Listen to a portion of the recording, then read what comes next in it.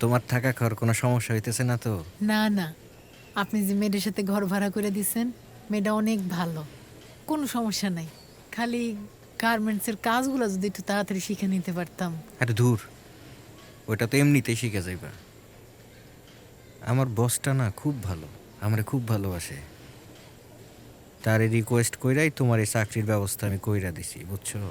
তোমার তো কিছুই ছিল না, পরিচয়পত্র বানাই দিছি কোনো মতে। আপনি আমার অনেক বড় উপকার করলেন, নতুন জীবন দিলেন আপনি আমারে। আপনার এই ঋণ আমি কোনোদিন শোধ করতে পারুম না। ঋণ শোধ করার দরকার নাই। ঋণ শোধ করে কি হবে বলো? শুধু আমার কাছাকাছি থাকো, আর কিছুই চাই না তোমার কাছে। আর শোনো, ওই আজকে ওই গার্মেন্টস ছুটি হলে আজকে আমার বাসায় যাবা বিকালে। আমি কিন্তু অপেক্ষায় থাকবো।